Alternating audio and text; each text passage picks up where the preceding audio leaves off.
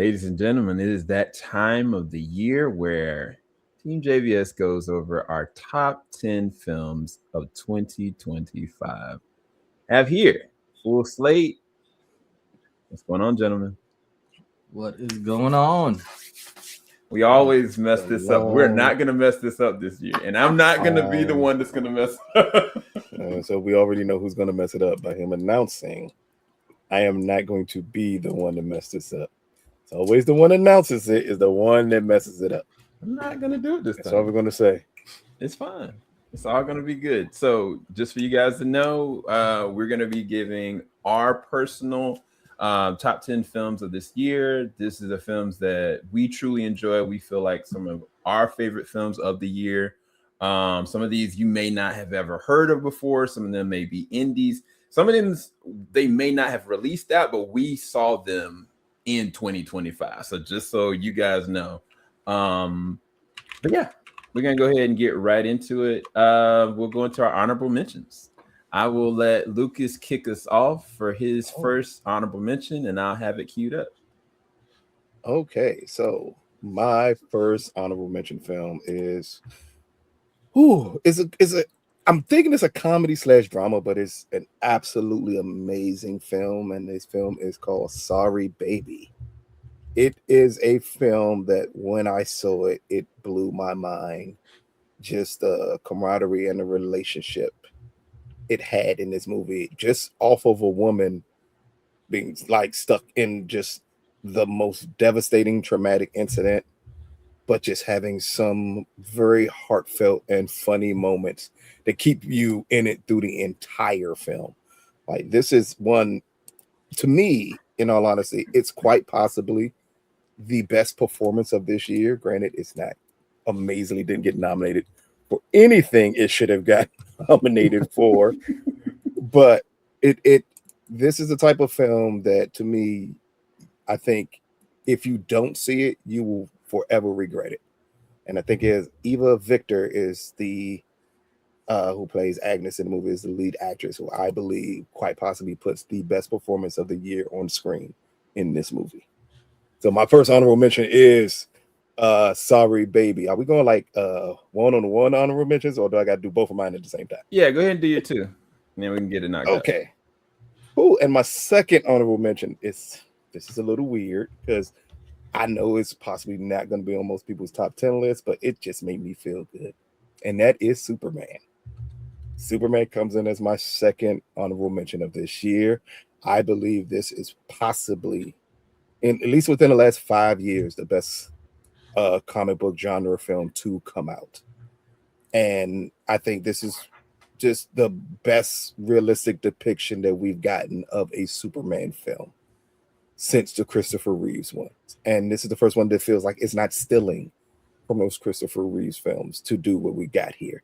This is a masterful directing job by James Gunn, and just his ability to make a Superman film, pack in a bunch of different heroes, pack in one of the best villain performances of the year in the film also, and yet and still Superman is the star throughout this entire film. And it is, again, kind of like Sorry Baby, it is just heartwarming. It could be at times, for certain people, gut wrenching in certain scenes. It gives you the entire movie going experience in one film. So my second honorable mention is Superman. Thank you, Lucas. Next up, we have Jorge for his. I'm not sure how many honorable mentions you got, but go ahead, go for it. I will stick it to two just to make sure we are playing fair here. And these are in no particular order. And my first one's probably gonna be a little wild one for people, but my first one was Wicked for Good. Was my one of my honorable mentions. Loved the movie. Thought it was great. That was one of the best musicals this year. Definitely like the. I enjoyed the first one more. I like that this actually like concluded the story, but yeah, I would say that's for me. That was honorable mention. That one just barely skated out, and then the other one was probably K-pop Demon Hunter, just because I enjoyed that movie, and probably ways that I shouldn't have because it was forced upon me. And if you have kids, you probably have heard that movie way too long. And it's funny because I'll hear it playing in the background and I catch myself either humming the songs because now I know them, or literally looking, like just sitting down and watching the movie. And I think it's one of those movies that actually, like builds on those the main characters. It has a good storyline, like just one of those feel good movies.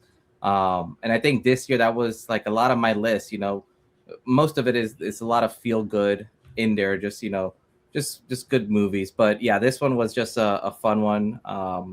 If you haven't seen it, I don't know where you've been, but definitely go check it out. But yeah, I would say those are my two honorable mentions. Thank you, Jorge. So I think that for 2024, this was actually on my list, but it came out in 2025. But I couldn't fit it on my top 10, so it's ended up in my honorable mentions, and that is The Life of Chuck. I thought that this film was so underrated, and I think it's just a timing thing because the cast was stellar. This is also a story from Stephen King, but it goes through a different cycle of a man's life. But the people that are surrounding it make up the different identifications of us as humanity, and it deals with our mortality. It deals with our uniqueness, what refines us. And I honestly think it is one of the best films of 2025. But this, unfortunately, came out at the wrong timing. But that was my first honorable mention. And my second honorable mention, I feel like I can't even pronounce it. I always get the name wrong, but I'm going to do my best to say it.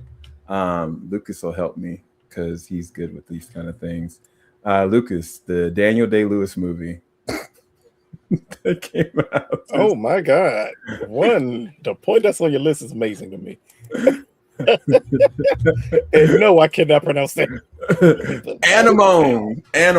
Yeah. Okay, so Anemone, I randomly saw this film out of nowhere, and I kind of really wanted to see it because I was like, this is Daniel Day-Lewis back, and he had officially retired.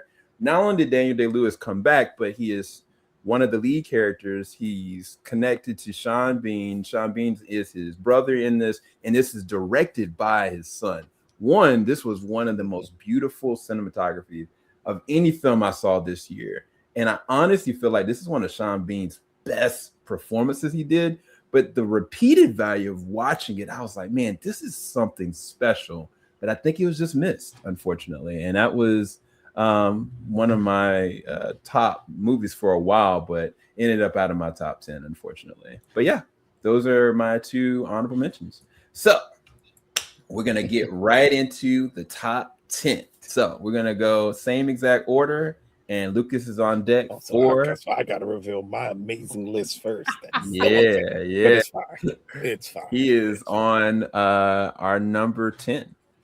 So my number 10 film is, I want to say, is this my only horror movie? If anyone knows me, horror movies will always make my top 10 list. And I think this is the only horror movie on my top 10 list this year. And this is Final Destination Bloodlines.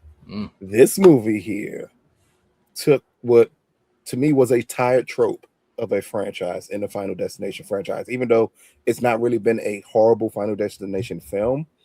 But we have been so far removed since the last one. And with Bloodlines, this felt like the first time they actually took time to put a super coherent storyline behind these amazing action set pieces that happens in this film here.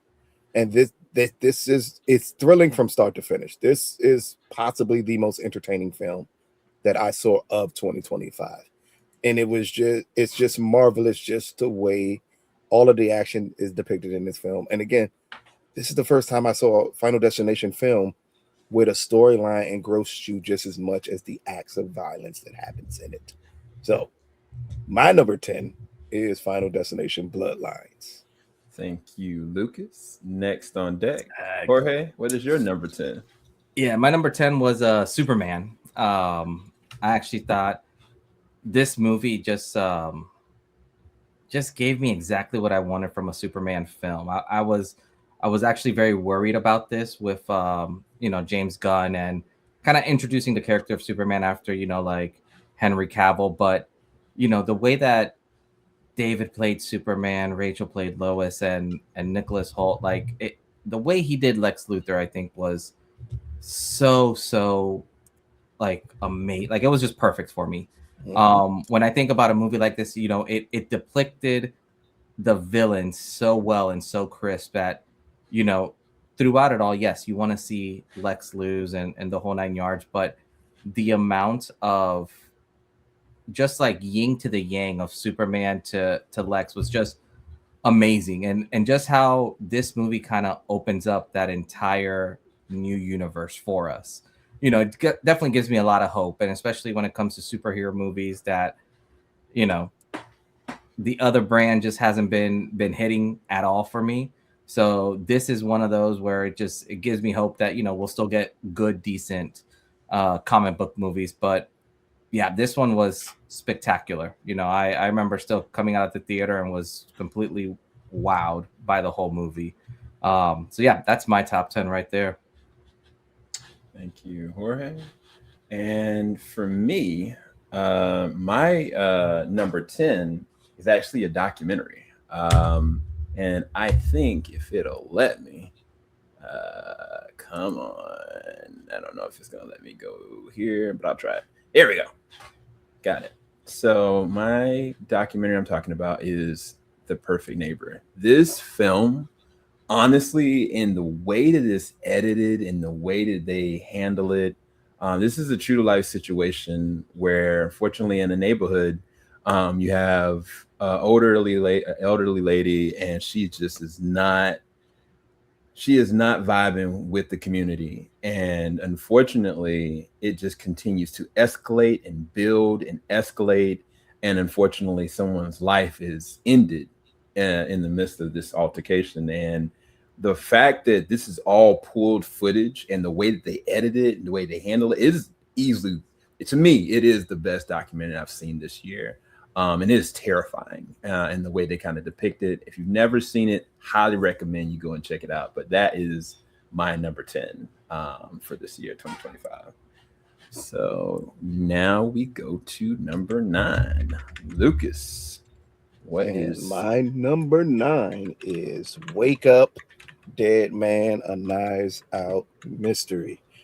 From the moment I saw this at this past year's Toronto Film Festival, my first thought was this is possibly the best Knives Out film, and definitely a huge rebound over Glass Onion with a amazing performance, not just by Daniel Craig, but also by Josh O'Connell and Glenn Close. Like the entire storyline wrapped around very right wing is the way to put him. A preacher who is murdered, and then we get the whodunit and how that unfolds here. I thought was absolutely brilliant. Like this movie looks amazing. It's action packed. It gives you everything you could want out of a Knives Out mystery, especially again after the disappointment of Glass Onion. Like this movie is, to me, I'm surprised it's not gotten more attention, kind of like the first Knives Out film did, with just how good this movie is. But this is quite possibly the best murder mystery I've seen, if not since the last Knives Out film, the first Knives Out film. I'm sorry, it could be the best out of the murder mysteries that I've seen. So my number 9 film is Wake Up, Dead Man, A Knives Out Mystery. Lucas, sorry to say this, I completely agree with you with this one. Do you think it's because of distribution? Do you think because it didn't get like a good theatrical run for a period of time, or no, like because even Glass Onion? No, because even Glass Onion got attention. Like I just think that this year it was a super overload of films, and it does feel like with Netflix, it feels like this film got lost, and that was the weird part. Like we're accustomed to Netflix treating especially these Knives Out films as big event films, and this was the first time it felt like they put it on a back burner for a lesser film. I'm not going to say what that lesser film is, just in case that film's on one of you on top 10 list. But it got put on a back burner for a lesser film that looks beautiful. when in all honesty, they should have, I think, spent more marketing on pushing Knives Out, Wake Up Dead Man than they did the other film. No, that's a good point. Jorge, number 9 Yeah. for you. Yeah, my number 9 actually was a short film that I wish got a lot more attention, and I hope it does, and they can create it into something larger. But it was Vida Encanto. This is a completely Puerto Rican film. It's directed by Joel Perez, who he's done a couple things here and there. I think the biggest thing that people know him from is the Has Been Hotel, but this movie, when it comes to encompassing culture, especially like Puerto Rican culture, I have not seen a film hit it so perfectly, to the point where, while watching this, and I mean, this was a super short film. I think it was probably less than like 15 minutes, and it had me tearing at some parts. The way that it was shot in certain scenes, like, you literally could not only feel like the atmosphere, but it's almost like if you are Puerto Rican, like you can like smell the food, you can feel everything that's happening. So visually, the way it was shot, the way the music was going, the story between this father whose wife passed away, and him dealing with his daughter, was just beautiful, like straight beautiful from start to finish. Definitely, if you guys find a way of watching it, I would highly recommend it. If a film can ever encompass exactly what's Puerto Rican culture is, this one just kind of checked all those boxes in such a short, minute time. But yeah, this was definitely my number 9 of the year for sure. Okay, thank you, Jorge. And mine's, I think, is a film that none of you guys have seen. I don't know too many people that have seen it, and I only saw it on the whim. I saw a trailer of it, and I was like, man, I gotta go check it out. And only one of our peers looked at it with me, and I'm talking about a movie called Resurrection. To be quite honest with you, I've never seen anything like Resurrection. I couldn't even really describe it for you, but what I will tell you that it has is amazing filmmaking, transitions, editing, cinematography, acting. It's all there, and they go to like all the different eras of cinema with this film, because what they actually do is they kind of hone in on a mystical kind of being that goes through different eras of time. And all these different characters you see within this poster are connected in some way, shape, or form. But there's one section of this film that it is a one take for about, I want to say, like 25 minutes long. And I've never seen anything like this film. This, honestly, to me, is one of the best films this year that no one will ever see, unfortunately. But if you guys want to see it, I'd highly recommend you go and check it out, especially from this filmmaker. But yeah, we are about to go and transition to number 8. Man, we are at number 8, and I have yet to pick a movie that people would not have seen. It's amazing. I'm letting you all know that. And we're going to stick the same way with my number 8 film. And this was the most surprising film for me of this past year. And it was surprising because I expected absolutely nothing of this film. I was forced to go see this film at the beginning of the year. And to me, it's the most culturally relevant film of the African-American experience that I saw this year. And that is One of Them Days. This film here took a trope of the black buddy comedy, flipped it on its ear to have it with 2 women instead of men like we're accustomed to having it. And in turn, we get a great performance from Keke Palmer, an amazing job done by SZA in her film debut here. Like, this film caught me off guard on so many levels. It's so funny. It's so resonant with our times today, but yet it feels like a throwback to the 90s black comedies that we got, the ones that people grew up absolutely loving. I know the comparison for one of them days has always been Friday, but with women in it. I think that can be considered a sensible comparison to it. But then I also believe then that would not be highlighting just how amazing Kiki Palmer is in this film. It's also produced by Issa Rae. It's like it's a whole conglomerate of extremely talented women who put together a comedy to me that resonated not only with African American audiences, but with audiences in general, and brought attention back to actually good comedies, which for the begin 2025 and to have that being brought back the way it was so strong with this film was a pleasant surprise. So my number 8 film is One of Them Days. Thank you, Lucas. And Jorge, your number 8. Yeah, my number 8, probably just because my son got me into it and we kind of binged through a lot of it. But Hey, I know what this is.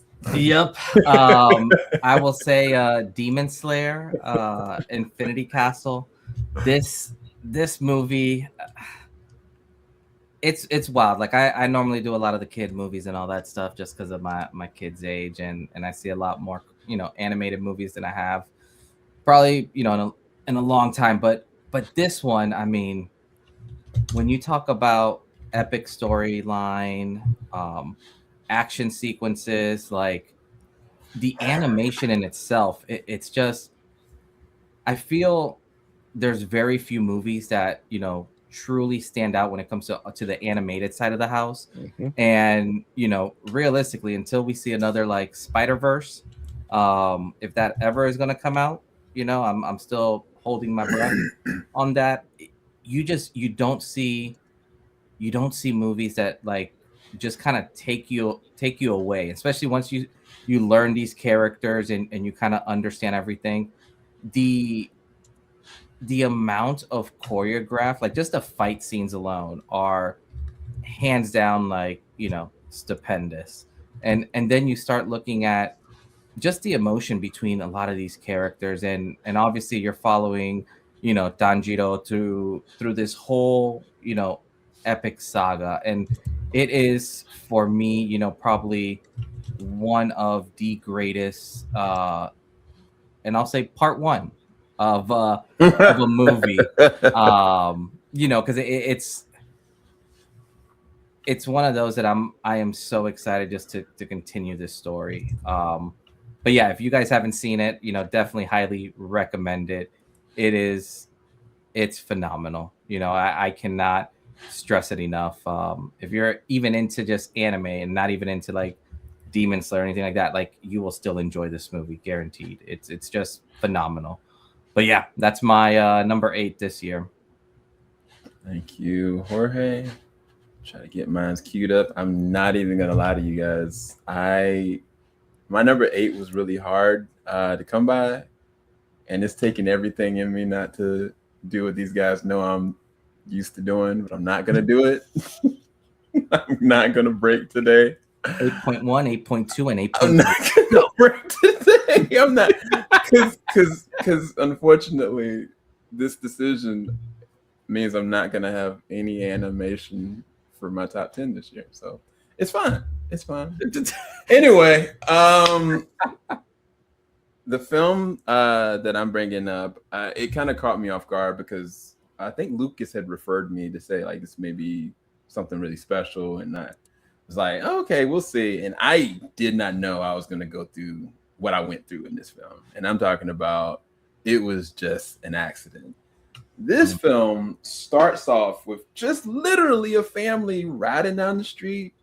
All of a sudden they hit something, and it seems like, oh wow, the dad's reacting really weird to this, and everybody else is reacting weird. And then it becomes this vicious cycle of crazy events and line delivery and historic things that have happened to certain people that are connected to other people, and this road to revenge, literally, that you're thrust into. I don't think I've ever seen anything quite like it from a storytelling standpoint, because for all intents and purposes, it kind of feels like a lot of exposition, like you're talking about something that happened. But I think that the way that the characters use their mannerisms and how they react to stuff and how things play out, like it feels like a real moment that's actually happening. And down to the very last 5 minutes, it'll mess you up. Like I really was caught off guard by this film. But it was really good. It was really good. And that was my number 8. We're going to our number 7. Lucas. Okay, now when you talk about tough movies, this is quite possibly one of the most gut-wrenching films that I've seen in a very long time. My number 7 film is If I Had Legs, I'd Kick You. I'll start off by saying that Rose Byrne puts on a masterful performance in the film of a mother who's reached her boiling point. As we get to see her character go through the ups and downs of having to take care of a sick child with no support from her partner, and we get to see her slowly unravel because of this situation. This movie is so hard to watch, especially if you're a parent, especially if you're a single parent. If you ever just felt overwhelmed by your situation, this film could absolutely break you. And we get to see just how far she goes just to gain some sense of sanity here. This movie is a lot to watch. It's definitely an amazing film. Rose Byrne is giving, if it wasn't for the performance from Sorry Baby, I would say this is the best performance this year by man or woman what Rose Byrne pulls off in this film here. But this film is just, it's a gut punch. And at times, I think in great cinema, you need a gut punch to really trigger certain forms of emotion that you can only let out in a dark room full of strangers. And that's what you get out of a movie like this. So my number 7 film is If I Had Legs, I'd Kick You. I ain't gonna lie, I'm gonna comment on this only because at one point when I watched this film, I was like, did Darren Aronofsky make this? Is this Requiem for a Dream? Like, exactly. Y'all, when you see it, y'all will understand, because I was like, it can't get worse. And it just gets worse. Like it just keeps going. Once you get to the end of the film and what she does by the end of this film, if nothing else will get to you, it will leave you with your mouth wide open. And then the metaphor, it's a metaphor with her in the beach at the end of the film about running away from your problems and not being able to do so. That just resonates so much with this film. But again, it's everything, but it's so realistic in its depiction of just a mom being overwhelmed. By just circumstances that everything seems to be falling apart at the same time. No, for sure. Shout out to A$AP Rocky too. He was randomly in this film. All right, Jorge. Yeah, mine is completely on the different spectrum than what Lucas just chose here. And mine is Mission Impossible: The Final Reckoning. This was one of those movies that I was looking forward to. It was my summer kind of like blockbuster type movie that was just great. It gave me exactly what I wanted from a Mission Impossible film. It tied up, a lot of the story. Loved kind of what they did, throughout the entire, kind of movie, and even how they linked it up to the original Mission Impossible. There's just so much that was great about this movie. Not just, like the cinematography or even like the action and like the stunts, and knowing that, Tom Cruise is a psychopath and actually does his own stunts is phenomenal, point blank and simple. But this was one of those, just you can turn it on and have a complete blast watching it. It's definitely one of those over the top movies. Some of the stuff that they do, yes, I know that they did it, and in a weird, in some shape, way, or form. You know, like Tom Cruise did the crazy stunts, and he did his crazy, you know, like running scenes and all that. But overall, this was just a phenomenal movie. That literally, you know, had me at the edge of my seat for most of the movie, just trying to figure out what was going to happen next, and how they were, you know, how they were going to end up saving the world, as they always do. But even though you know that everything's going to be okay, you're still glued trying to figure out how it all works out. And yeah, at the end of the day, this one just hit everything for me in terms of what I wanted from a Mission Impossible movie. So this one was my number 7 this year. Thank you, Jorge. All right, mine's. Let me bring it up. So this film, I saw it at Toronto International Film Festival, and it is now available actually on Netflix. And this is from now Oscar winner Cillian Murphy, and the name of this film is called Steve. Steve, best way I can kind of describe it, takes place in the early 90s, where society has taken these youth that they will look at as troublemakers, thieves, arsonists, and possible future homicidal people.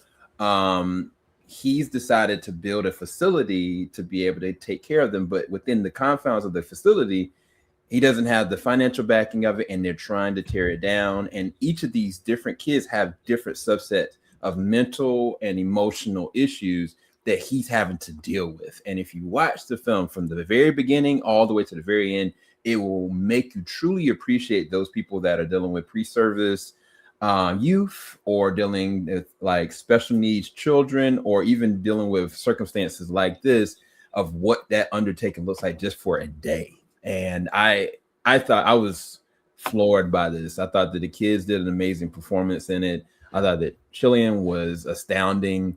And I mean, I think it's just so much I really loved about it. And even Jay, that plays the role of Shy, which I think this is more so based on, I think it's based on the book, I believe.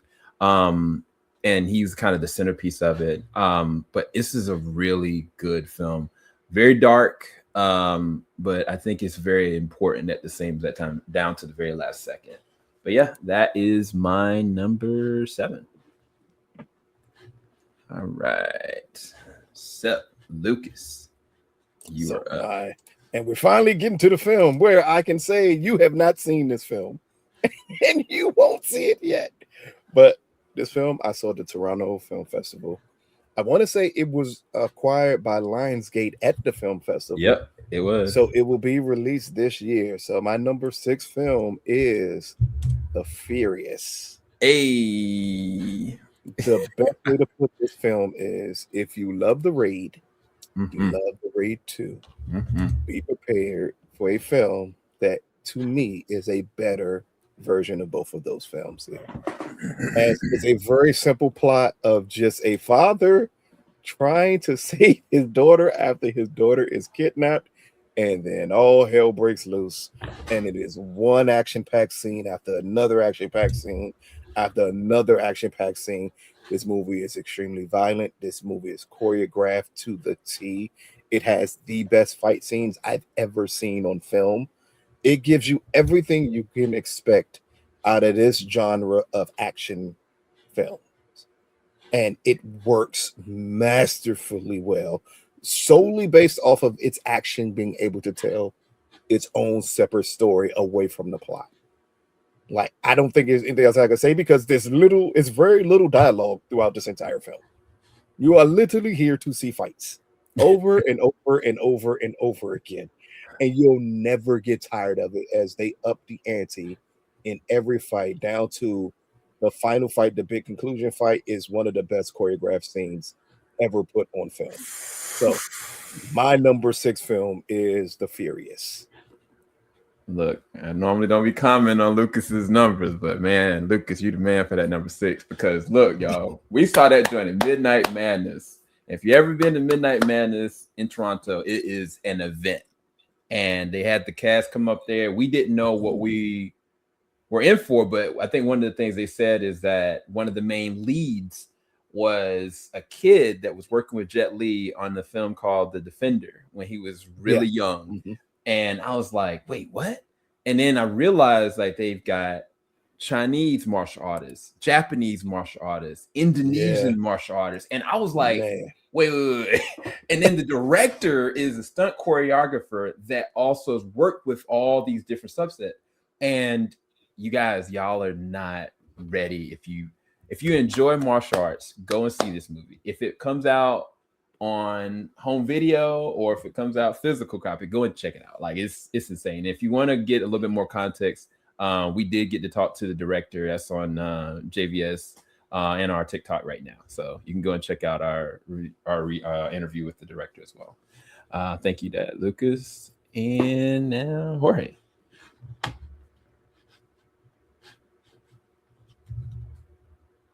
Wait, are you Jorge?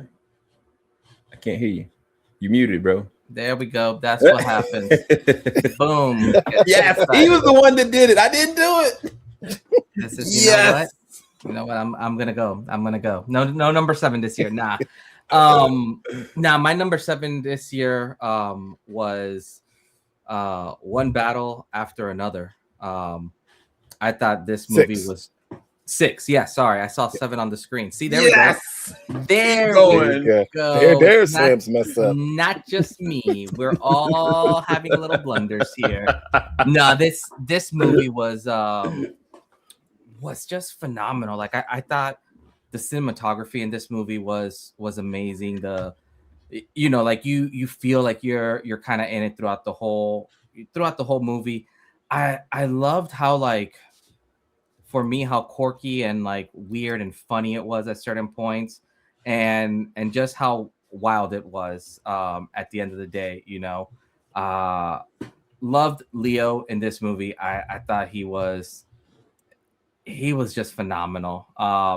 One thing that not a lot of people mention, but for him to be able to do the whistle, and if you're Hispanic, you know the whistle. But for him to be able to, how he was able to do that whistle so dang on well was extremely impressive. But it's one of those, this one was just a roller coaster throughout it. I loved it from start to finish, and this is one that I would highly recommend. This one and my number 5, I was going back and forth of where to put them, but this one just ended up here in good old number 6. But I would highly recommend this one. If you haven't seen it, definitely go check it out. It is phenomenal. When you talk about just what these actors were able to do in this film. So yeah, definitely check this one out. Great one, but One Battle After Another. That's my number 6. Thank you, Jorge. And my number 6 is Rental Family. I was able to check this film out at Middleburg 2025.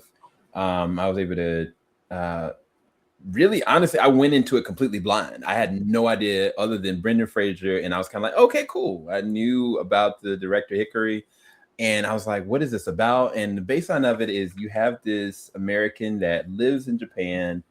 He was an actor, and he tried to go and make it work. He couldn't.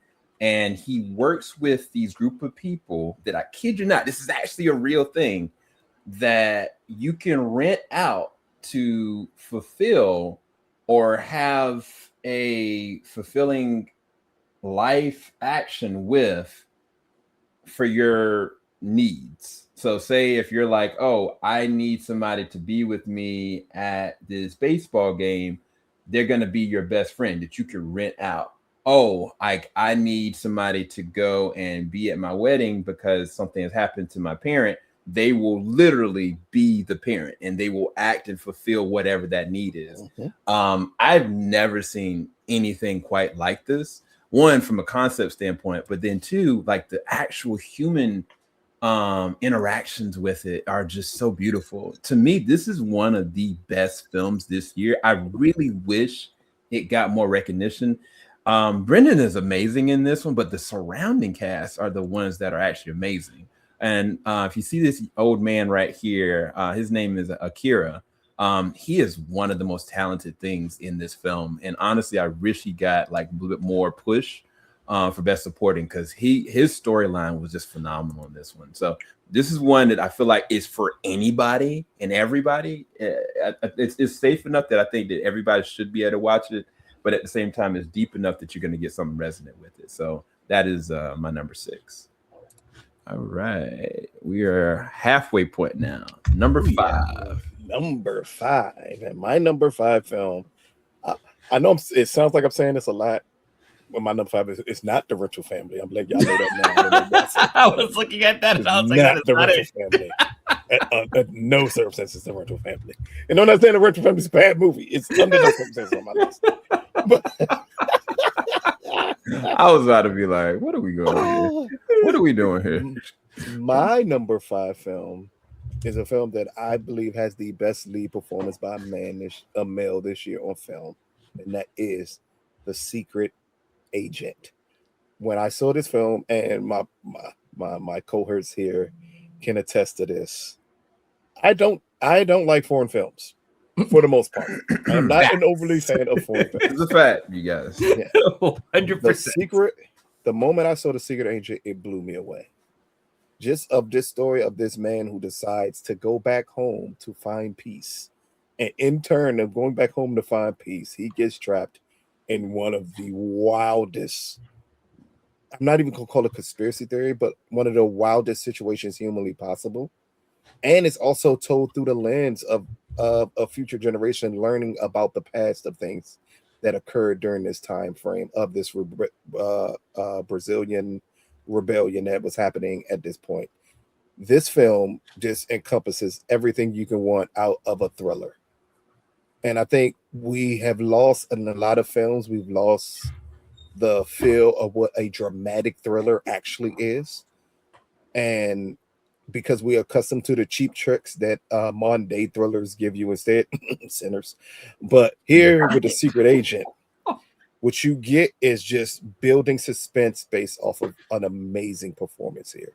Wagner's performance in this film deserves every award humanly possible. He is masterful in this film here, and it is hard not to take. It's hard to take your eyes off of him when he's on screen in this movie here. And this is something that I think, even if you're like me and you're not a fan of foreign films, this is a film you need to see. It feels that resonant and that important with the times that this is something that I think everyone should see. So my number 5 film is The Secret Agent. Thank you, Lucas. And Jorge, what is your number 5? So my number 5 I actually saw near the end of the year when it came out, and it was just a beautiful movie. And this is none other than Avatar: Fire and Ash. After waiting what felt like forever and a day for this movie to come out, it's nothing new. It's, if you saw the first 2 movies, you basically what you're getting at the third one, but it was still so mesmerizing, like visually, and just so flawless. Like when James Cameron wants to do something, he goes 100%. This was the first movie in, probably since like the Lord of the Ring type eras where you literally felt these epic battle scenes and you literally were engulfed in it, and you kind of saw the ginormous scale of it, to the point where you're like kind of scratching your head of like, man, how are they doing this? Like how is this possible? Overall, this is, for me, probably one of the best. And I don't even know how to like. It's not like an animated movie, but it's like, the best CGI, I guess you will see. Period. I saw this in 3D and was completely blown away, which is how you should see this movie, like point blank and simple.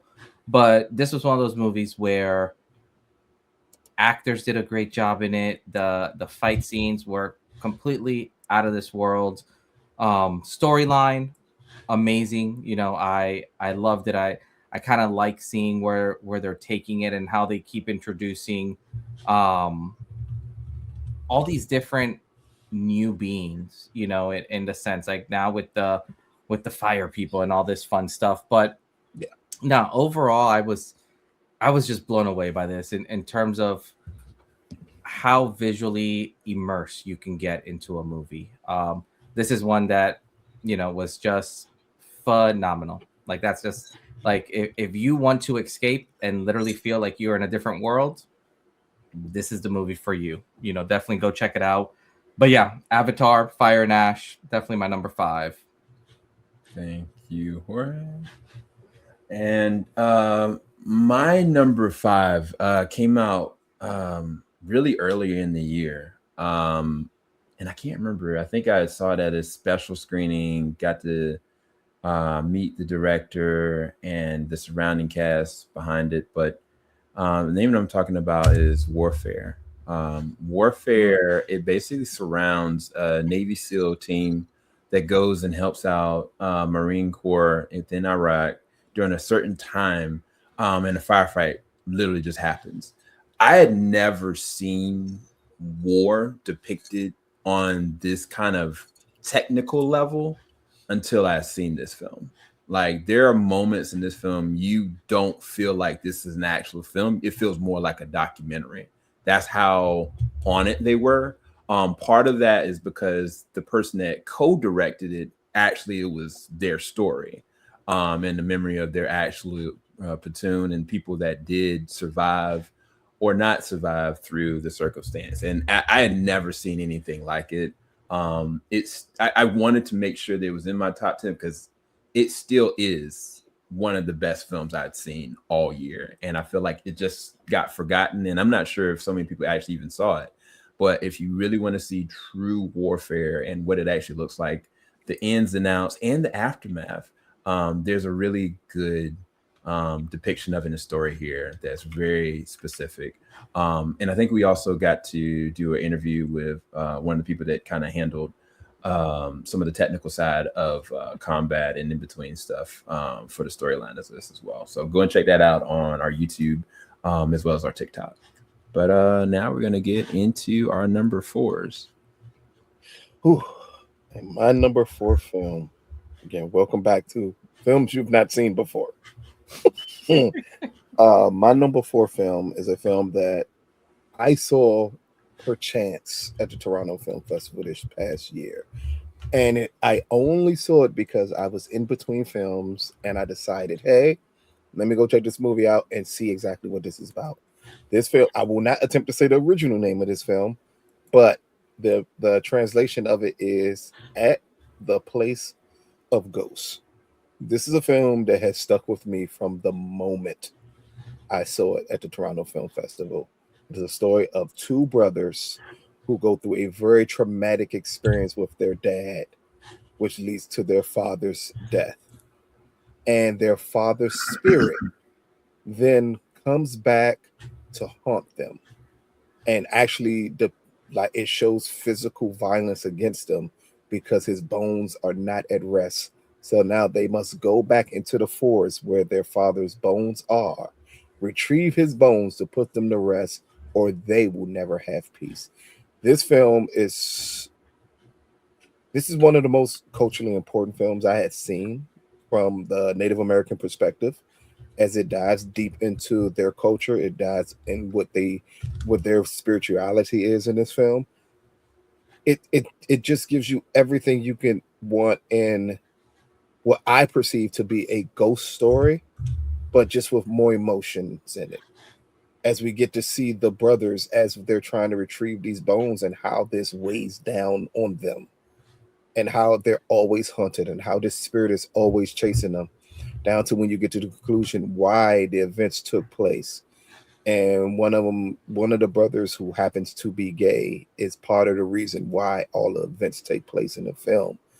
It is gut-wrenching at times as you're watching this and you're watching playbacks of what the brothers had to endure growing up versus the actions that they had to take to finally find their peace, and then to have to go on this voyage to actually retrieve these bones and see how that weighs on them, see how that weighs on their family. It's so many powerful scenes in this film that to me will stick with you forever while still being a very entertaining adventure. So my number 4 film is at a place of ghosts. Lucas, is this movie out? No, this was in Toronto. One, it is actually a straight Canadian based film. So with a lot of Canadian based films coming out of the Toronto Film Festival, you almost have to wait to see what happens with these films. The last time I did one of these lists and a Canadian film was done, it was Brother with Aaron Pierre, and how that ended up going to Hulu instead. I don't think these films normally get theatrical releases, but it will be picked up by someone because it's actually named one of the best Canadian films of last year also.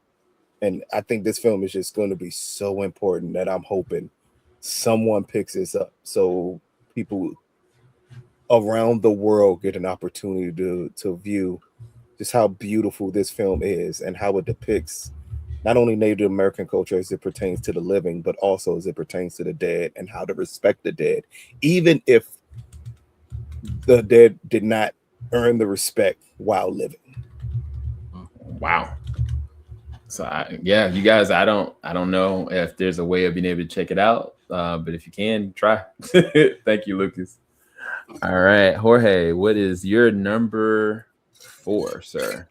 My number 4 is none other than Sinners. Ooh.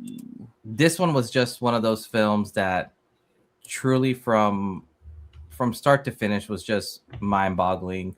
Between kind of what Michael B. Jordan was doing, all the different storylines that were in there. One of the things that truly kind of got me in this film, there's one scene that they do in the when they're in the barn, and it's the way that they shot it and the way that they incorporated kind of like all the history of all this music was just something I've never seen before, and something that I truly was blown away by. And you start kind of looking at this movie, and the more I saw it, the couple times that I've seen it, you always pick up on new things every time you see it. And one of the things that I loved is this is one of those movies that could become an entire, in a weird way, like universe where you kind of could end up seeing how these vampires, like the storyline for the vampires versus the storyline of Smoke, and how he ends up kind of going through and living life after all these events. The same thing with like Mary, who was played by like Haley Stanfield. Like it's done so well. Ryan Coogler did such a phenomenal job in not just directing this movie but just writing it, and the amount of detail that went into this movie was just unheard of for me. Like it was one of those where it's neat when people try to shoehorn this into a category. I really don't know where to put this movie as, because is it a period piece? Is it a folk horror movie? Is it like a vampire type movie? Is it a drama? Is it like it's hard to see where you put it. And then with the way that they add all the musical elements to it, you kind of get this nice array of whatever you kind of like, you'll find it in here. But for me, especially with the way that Michael B. Jordan acted throughout this movie, playing the dual characters and how seamless that was, I would say by far, definitely my top 4 was Sinners this year. I could see this movie a couple times and be happy as a clam. Thank you, Jorge. So this is the time where normally Lucas says this, I can't believe it. And yeah, Sinners is my number 4.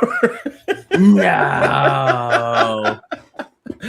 So Sinners is my number 4 this year.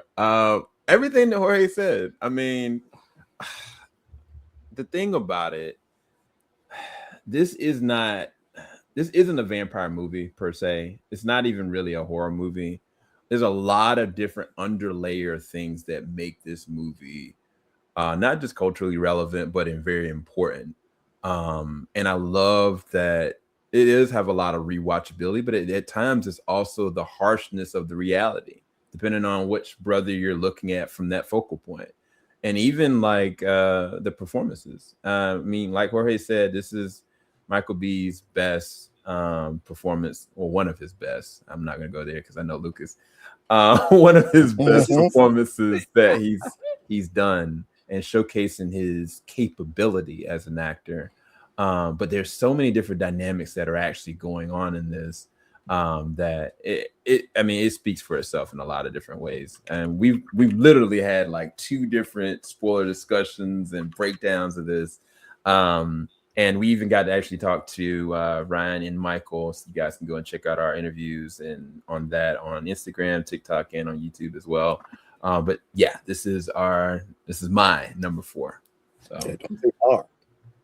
I mean, majority rules. Majority. There we go. It's Jorge and Sam's number 4 film. There we go. It's Lucas's number 80. Somewhere there.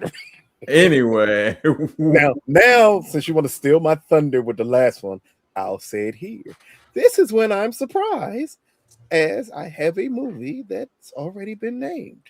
My number 3 film is The Perfect Neighbor. Oh, snap.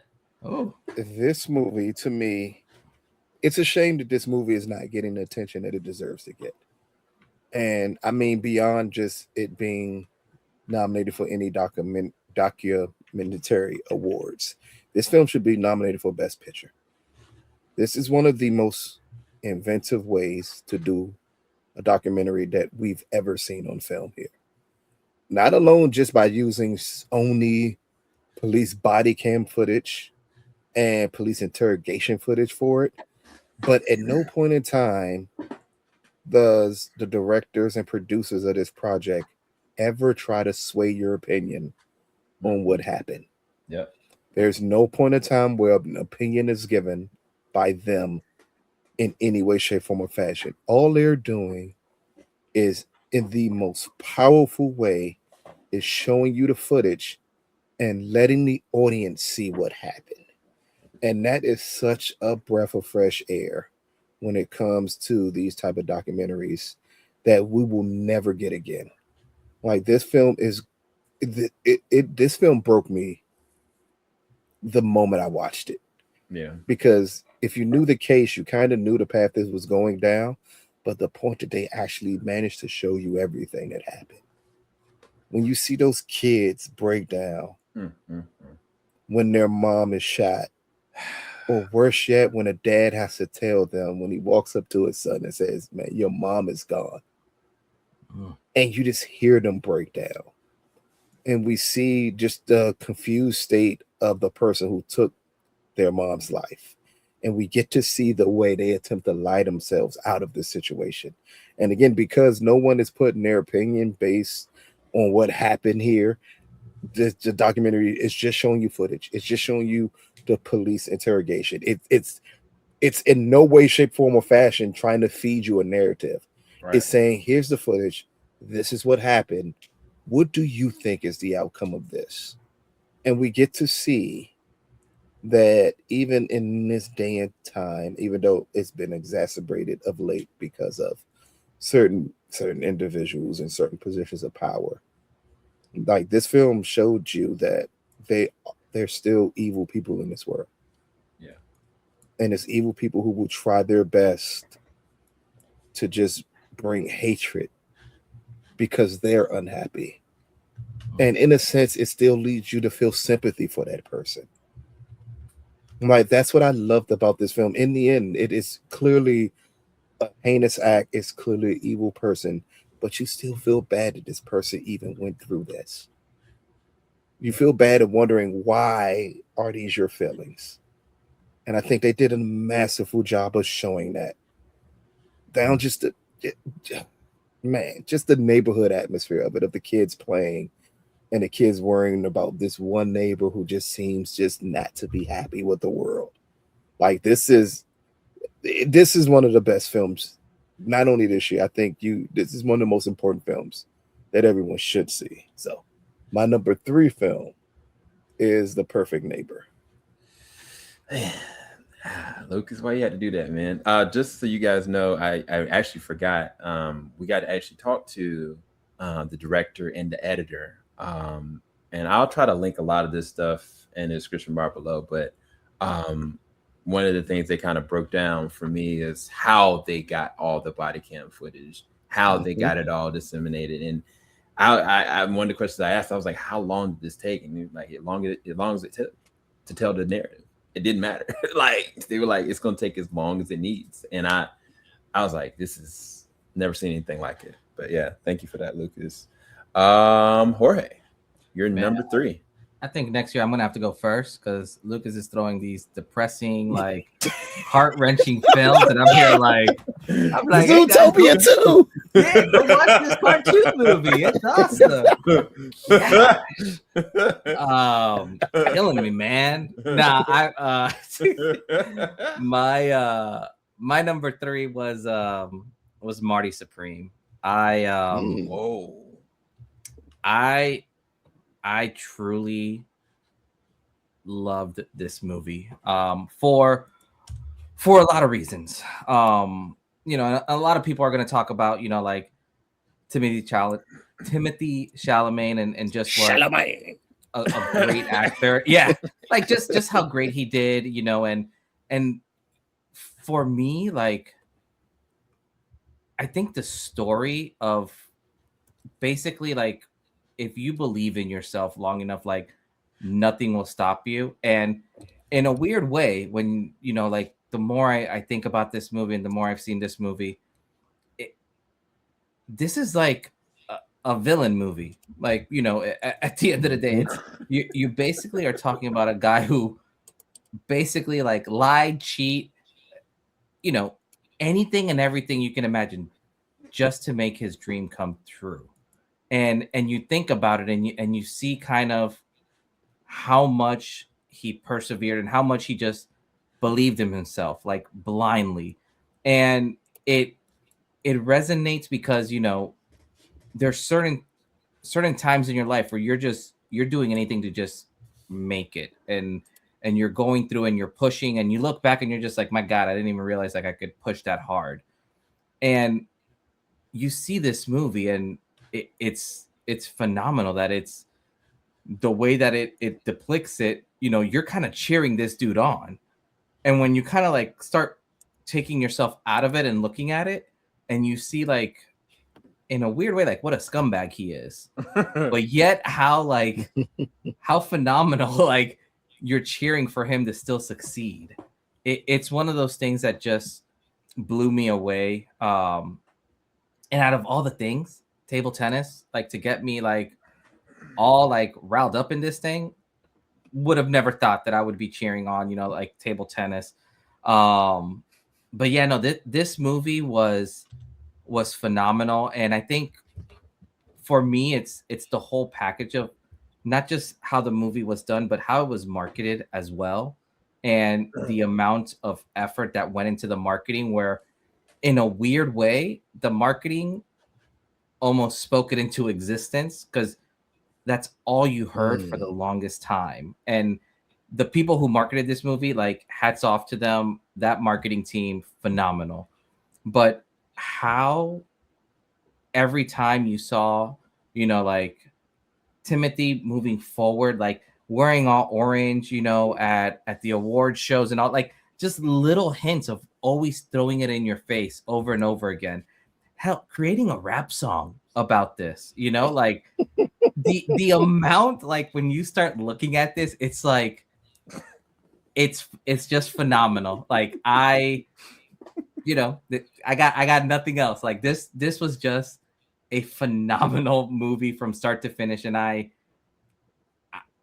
completely understand why it's, you know, it's winning the awards that it's winning, and it's doing what it's doing. Like it's just something we haven't seen in a while in a mass, you know. And I think a lot of the movies that, like, you know, you guys have mentioned earlier hinders from not being marketed well or not being just available to the public at the end of the day. And it's not that these movies aren't great and need more, but it's like you kind of see if some of these movies had the backing like some of these other ones, how much higher would they be? Like, you know, and I think Lucas, it was you who had Wake Up Dead Man, like, you know, kind of in the bottom. And you think about it, if Netflix would have marketed that movie so much just different. I'm not even gonna say better, different. Just market it, period.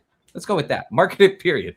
Exactly. That probably would have been up a lot higher, because I do agree with you. That movie was phenomenal. And it's one of those things where you look at it and it's, I think you start kind of seeing how we kind of dictate how these movies go at the end of the day. Mm-hmm. And it's, if you market it well and you get people talking about it and you get people interested, people are going to watch them. And it's these small movies that don't have the distribution already, or these movies that we see at film festivals that truly can make a difference, but yet because they don't have your A-list actor in it, or they don't have, you know, X, Y, or Z, it nerfs them. And it's, you know, I think that's one of the things that I love about us doing these type of top 10s, because you as the audience, I would say, you get such a different flavor of all these movies that you can watch now, and then that you can bookmark. Because I know for me, what was it, 2 years ago? You guys saw, was it The Boy in the Boy Behind the Door? The Boy, yeah. And I missed out on that movie, and I couldn't get it, and I had to wait until I finally got to see it. And once I saw it, it was like, oh my gosh, like 100% you guys were on it. So it's one of those things, you know. I think I think this year, like, if anything, marketing could have been so much better for so many movies. But for me, Marty Supreme crushed it. That's my number 3. I'll get off my soapbox. No, I'll say this real quick. That's one of the most positive things about Marty Supreme. Whether you like the movie or not, which you cannot deny, is that the marketing that A24 did behind this film was masterful. But it also fell to I always get Benny and his brother confused with their names. But Jay is the brother who did Marty Supreme. This film marketing reminded me of what they did with Uncut Gems, where you understood that you have an unconventional drama and you want to get an audience to feel excited about it. And they put Marty Supreme everywhere humanly possible. I remember we had a discussion and I told Sam they had been marketing this movie for 6 months. Like, they fully understood what they were doing here. Yeah. Down to the clothes. Like, you know how much a Marty Supreme jacket goes for? You know how hard it is to get a Marty Supreme jacket? Why would anybody want a Marty Supreme jacket? Because they marketed that way. Right. They built the suspense necessary for a film that, while it did not make my top 10, it is still a really good film. This is a really good film here. Really worth watching here. But then again, that's what Jorge put it best. That's what makes these top 10 lists important, is that all of our tastes are different. That does not mean any film of our top 10 besides Sinners is a bad film. Like, love it. Any film in our top 10 is a bad film here. Just because you did not make my top 10, or you didn't make Sam or Jorge's top 10, don't mean the film is not bad. At times, it could honestly be, throughout all the films we were able to watch, man, it ain't enough time. Sometimes we're going to see things that other people don't see. I really appreciate the way you brought up marketing and Marty Supreme, because that performance alone should be mentioned. Timothée Chalamet did amazing in this film. Yeah, he went in hard, and I think and it's about ping pong, Joe. Right, right. Out of all things, ping pong. Why would I care about ping pong? He decided, I'm gonna train in ping pong for the next 5 years before I even start filming anything. So while I'm shooting Dune 1, I'm learning. I mean, the only thing I was gonna comment was like, he's probably, as far as characters I've seen this year, he is a horrible person. Driven like crazy. Like, when I say I've never seen somebody so driven, but just burn the world. everybody looking at him like, oh man, this man's got potential. Like, I want to see him succeed, and he just burns them down and moves on and like just laughs it off. Like, I've never seen somebody so callous but so capable. It's ridiculous. So I can't, I can't endorse the film, but in terms of the film itself, like Lucas said, there's a lot of films that we wanted to keep in our top 10. They just move out. Like, there's some like right on the cusp that I would love to talk about, but they're just not here. And it's not to say that they're bad, but there's some movies that we see that haven't even come out yet. Yeah. And they're on our list. So many of them. Avatar should be on my list.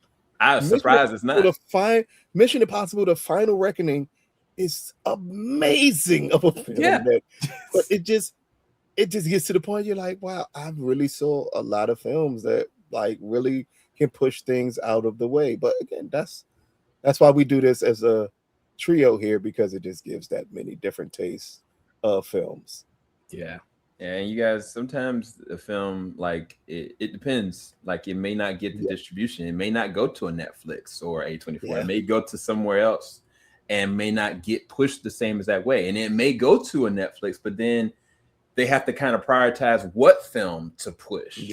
And then when they do push one and don't push the other, then it's kind of like, who's the talent that's going to perpetuate it? Like, because a lot of people, if you talk about the Smash Machine, was The Rock performance bad? No.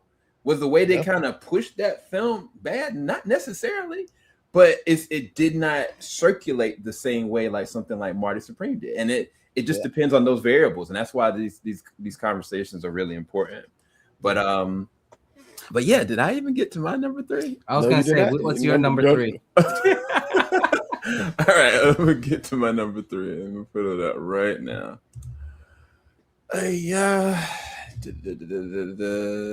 Here we go. Got it. So my number 3 was honestly one of the funnest, entertaining, high octane films I've seen this year, and that is F1. This was my Top Gun Maverick, to be quite honest with you. Ironically, directed by the same person. Everything about this film, from the way that it was stylized to like actually driven, literally, how it was filmed. I don't know. Like, I've seen this film probably more than any film this year. I've seen this movie about 10 times this year. And it's not just to put it in, like I'll start putting in like, oh, I'll put it in the background. Then I get honed and locked in because it's an experience movie. Like, the sound design is amazing. The visual aesthetics of it are amazing.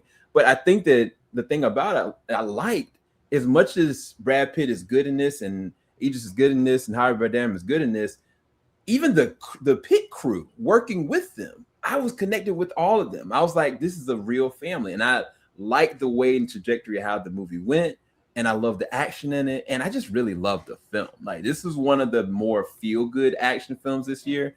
But I think it's one of the most memorable ones. And I'm surprised that it's getting the recognition still after coming out so early. So this is my number 3, and I truly loved it, honestly. All right. So now we're down to the last 2. Ooh. And my number 2 film is a film that, again, one of the other films I saw at this past Toronto Film Festival. This film ended up getting picked up by Neon. I want to say it's being released this April. And this film is called The Christophers. It stars Ian McKellen, Michelle, I always say her name wrong. Michelle Cole. I'm saying it right, Sam? Yes. So. And it's directed by Steven Soderbergh.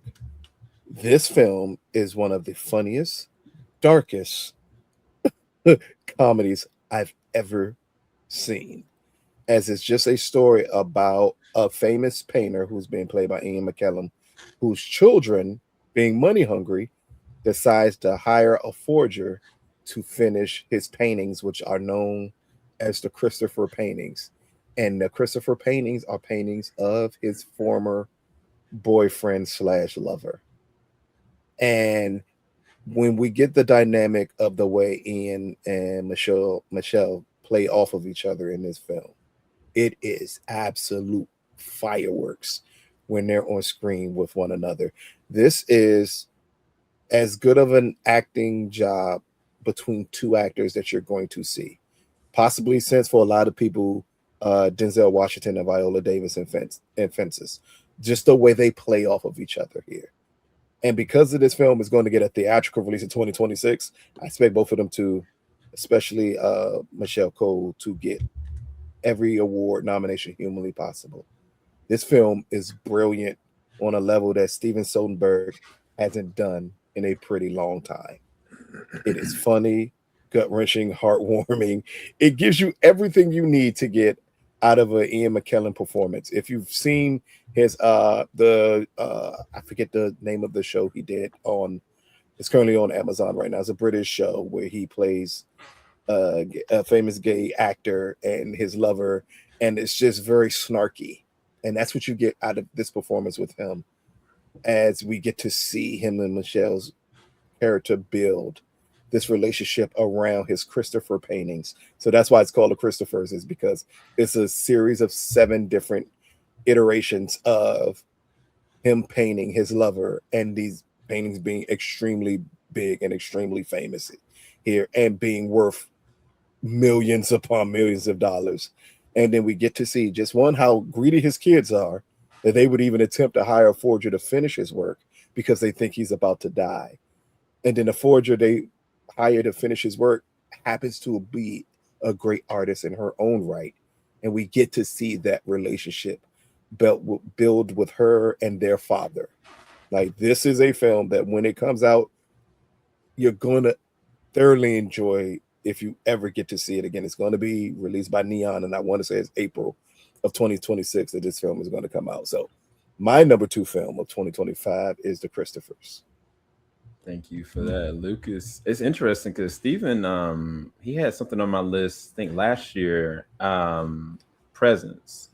And that movie and the way that it was done was just so interesting because he like literally was the camera behind it as well. And I don't know, he's just a very diverse director. He just missed my list with Black Bag this year also. Oh, it came out this year? That wasn't last year? No, Black Bag came out this year. Dang, I thought it definitely was in my it's in my top 20 to 25 films of this year. Like, Steven Soderbergh has been on an absolute tear with a lot of these films lately. But The Christophers, I believe, it just takes it to another level. Okay. Like, it is that good. It is like Aaron Brockovich, Out of Sight, early Steven Soderbergh good is what you get from The Christophers. With just a Michelle Cole, if this is not the year that she becomes the actress that everyone knows, I don't know when it will happen, because this film, she's masterful in it. Oh man. All right. I gotta wait to see that one. I'm like in Jorge's situation now. I gotta wait. Yeah. All right, Jorge. Yeah. What's your number 2? My number 2 actually was already mentioned. Really? And it is nothing but F1. Hey! I already knew it. Let's go. Yeah, let's go. I'm a huge diehard F1 fan, and for me, not only was this movie spectacular, but just the way that it was shot and it was made, it is something else. You know, I'm gonna geek out for like 30 seconds, so feel free and give me the horn here once I start geeking out too much. But to be able to film this movie and the way that they did it, and having the backing of F1 and Lewis Hamilton was nothing short of like amazing. And if you go to some of these F1 races, you truly get to see kind of like what the Super Bowl is, only every Sunday you get to see that at an F1 race. When it comes to the thousands upon thousands of people, like hundreds of thousands of people that will come to see these races, and sometimes just to see the practice runs. But in this film, you're talking about they created brand new basically like IMAX cameras that they put around the cars. And then the cars, what you think is an F1 car, which to the naked eye, if you look at it, it looks like an F1 car. It's really not an F1 car. It's an F2 car with a body kit.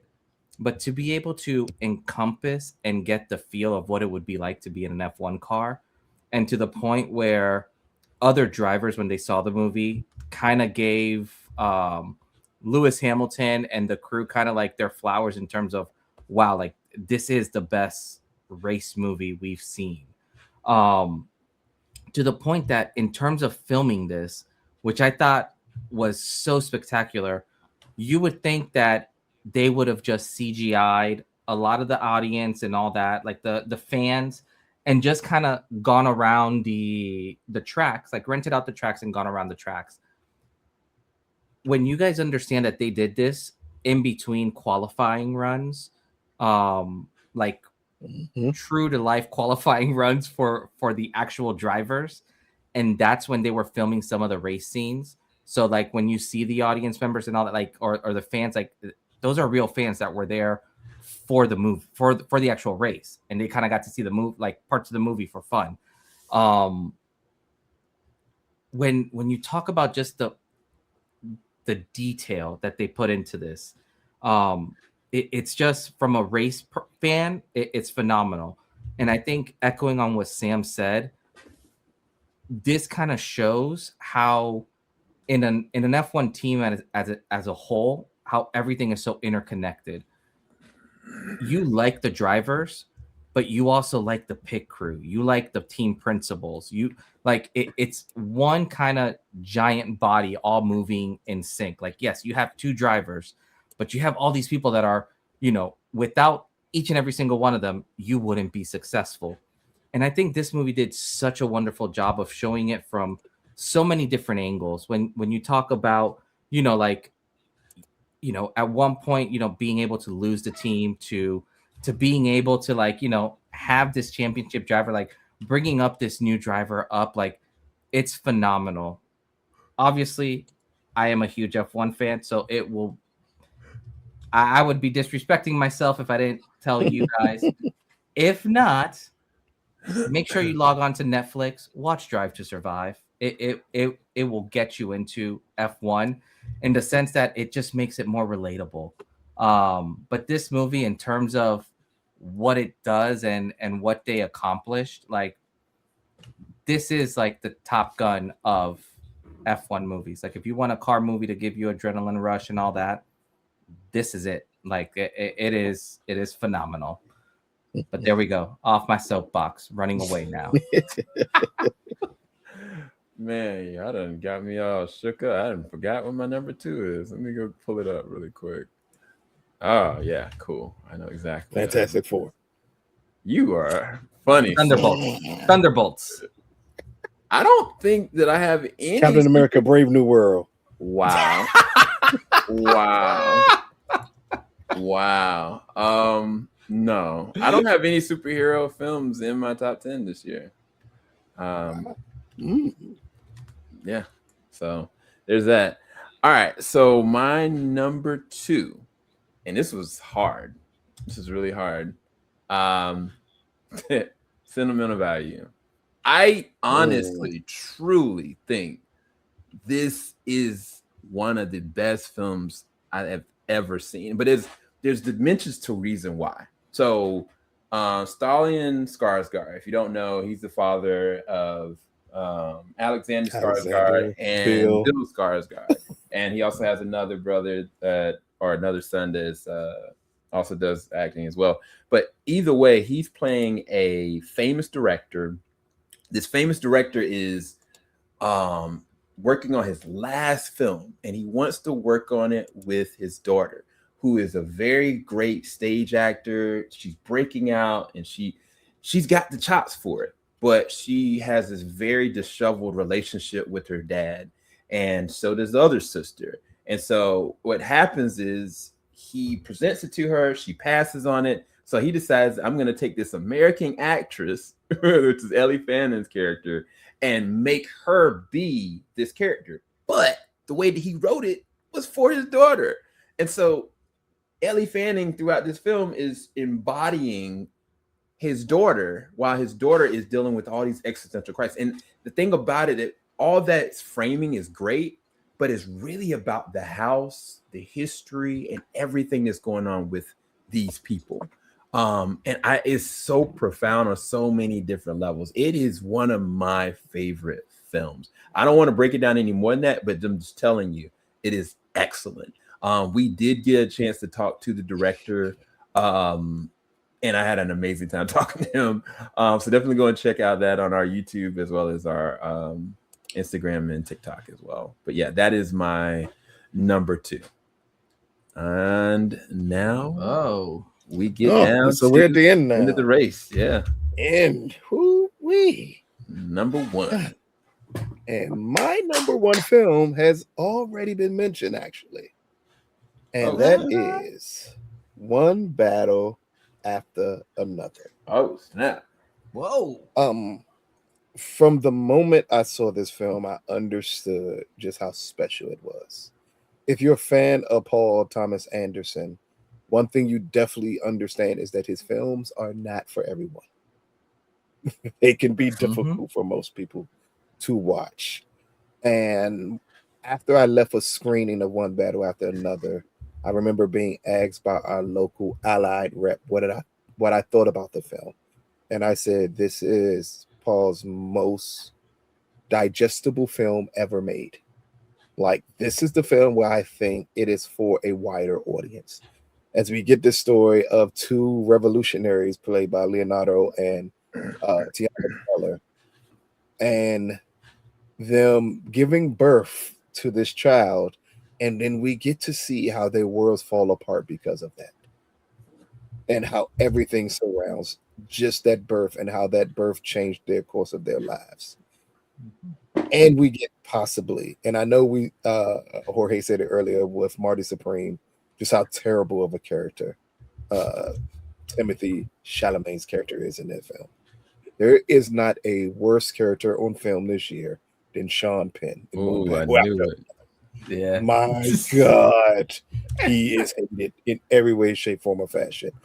But amazingly, because of Paul Thomas Anderson's direction, even though that character is absolutely evil, it doesn't take away from the greatness that everyone else displays in this film. Whether it be the Tiana Teller, whether it be Leonardo DiCaprio, who plays this disheveled father that gets high all the time, and then he's having to remember that, hey, I was a revolutionary and I need to get on my game. Some of the funniest scenes in the world is him attempting to remember this password that he can't remember to save his life.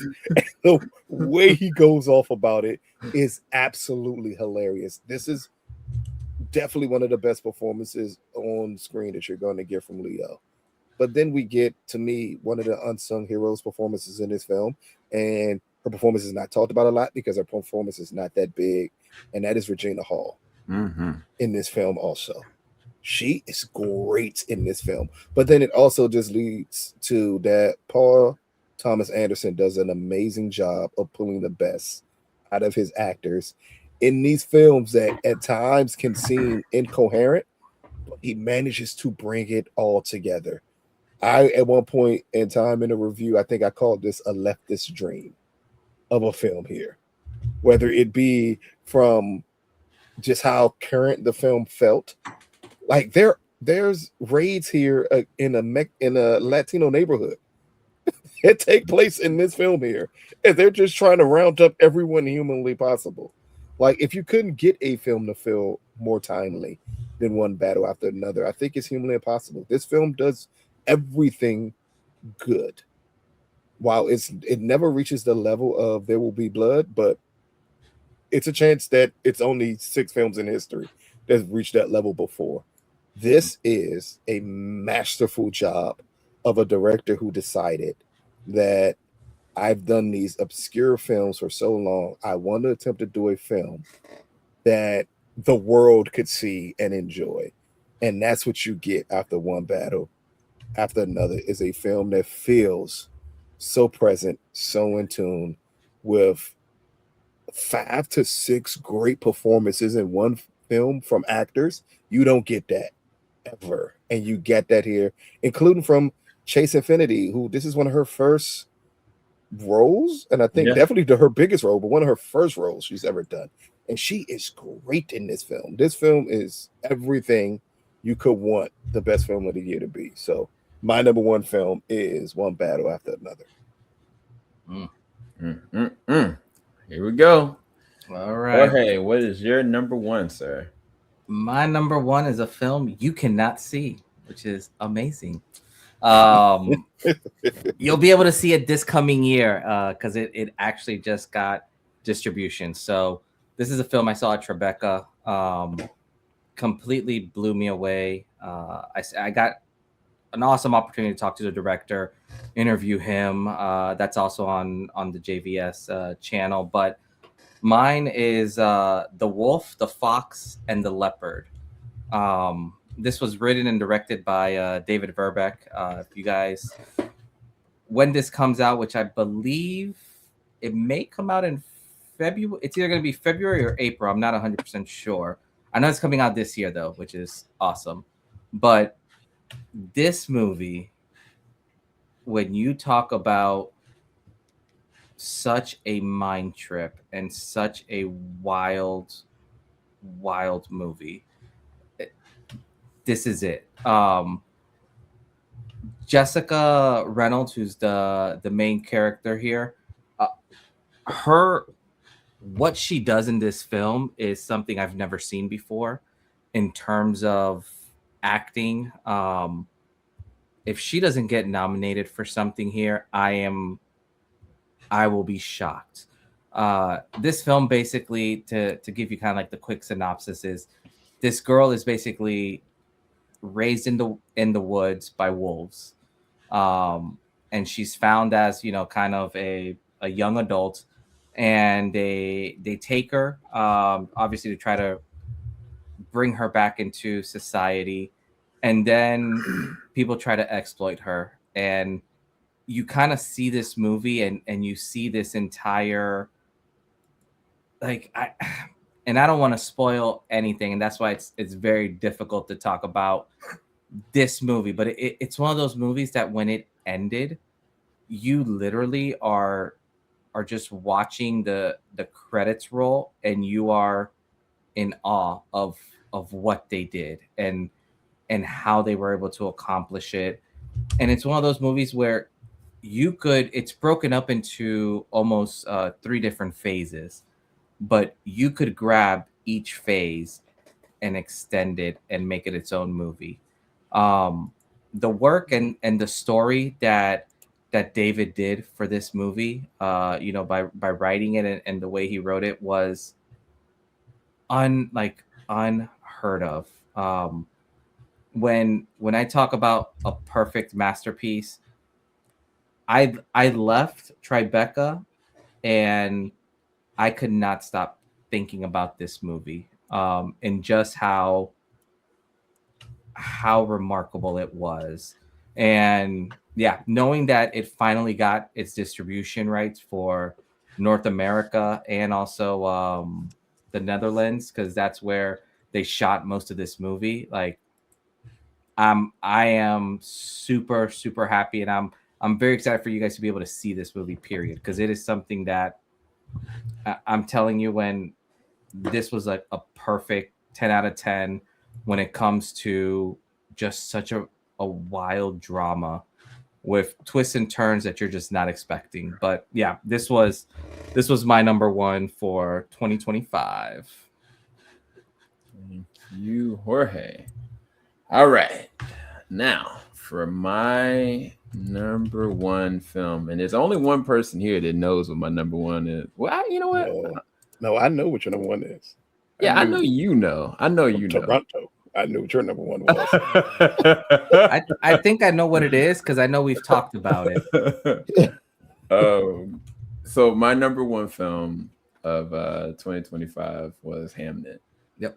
So Chloe Zhao, if you've seen No Man Land, you know how amazing of a director she is. Of course, she did direct The Eternals on Marvel, but she, in this film, what she does with Paul Mescal and Jesse is unlike anything that I've seen in a very long time.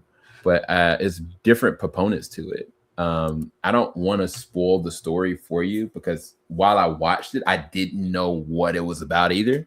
But I think that the magic of this film is the different layers of what it looks like for love and success, and then depression, and then success, and then how do you overcome those different things in a family aesthetic. If you're a dad or if you're a mom or at any level have been connected with the individual on a deeper level, and then you having to deal with the byproduct of that, you're going to resonate with this film. But this film will break you one way or another. It's going to break you on some level, so I will warn you. But this movie, when I saw it in Toronto, I was bawling, I was crying, I was boohooing so bad. And the first time when I watched it in Toronto, I didn't even finish it. I had to finish it later after the fact. And I was like, I think this is my favorite film, but I need to finish it. And so I finished it later. And I was like, yeah, it still holds up. This is it. This is my number one. And I've had a lot of films that I've loved this year, but I had never seen anything like this. And I think that, to be quite honest with you, there's a child performance in this film. I think that's kind of being not snubbed, but it's not being looked at the way it should. And if you know who Noah Jupe is, he's an amazing actor, but this is his little brother. And he broke me in this film. And he is masterful in some of the ways that he threads through communication. And I'm not going to go any deeper than that. But yeah, this was my number one. So there we go. We did it, guys. And we only had 12 films, each of us. I'm proud of us. Yes, and not too many repeat films. Only 3? Yeah, it was 3. F1, One Battle After Another, and the Sinners. No, Black Vampires. We also did The Perfect Neighbor. And The Perfect Neighbor. Yep. Yep, there we go. This was good. Yeah, this is actually really good. I can't believe y'all. I hate y'all because I really wanted to add a lot of special mentions because I didn't mention any animations. I was going to say Sam didn't even have an anime movie. I mean, yeah, and that's why we didn't give him the opportunity to, because we knew where that was going to go. So irritated by that. I love Scarlet. I love Chainsaw Man. I love Demon Slayer as well. I really like. See how you're still trying to sneak them all in there. I ain't sneak nothing in there. I ain't get to talk about it. They should have made your top. You had 12 movies and you didn't name a single one of them because they didn't make the cut. Okay, didn't make the cut. Sometimes things got to be moved out the way for it to make the cut, buddy. Nah, none of those could be moved. Everything that's on my 12, I couldn't move. Nah, I think something that I found this year, which I found interesting, because me and Jorge said Superman. Superman that's was true. One of my honorable mentions, and it was number 10 for Jorge. What I found interesting this year with the movie selection is, depending at what time you caught me, my top 10 was always changing throughout this year. Yeah. Like in the previous years, like around December, it's almost like, okay, I got you almost have like your top 8 that you kind of know where they're going to go, and they may shift a little bit, 1 or 2. But it was interesting because this year it's like I felt my list kept rotating quite a bit with movies coming in and out of it. So yeah, no, it was this was a fun one, and yeah, I definitely loved the different outlooks that all of us had. Yeah, it was F1, Sinners, Perfect Neighbor, Superman, and then y'all had One Battle After Another. Yeah.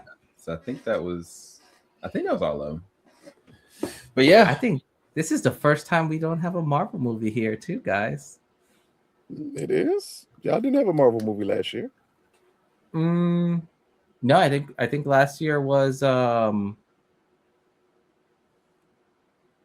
that's how bad Marvel's been. I don't even remember what movies came out last year. Yeah, I did not have a Marvel. I don't think you all had a Marvel movie last year. It was Ant-Man and Kangamanium, Quantumanium. That was in 2024. The Marvels was in 2024.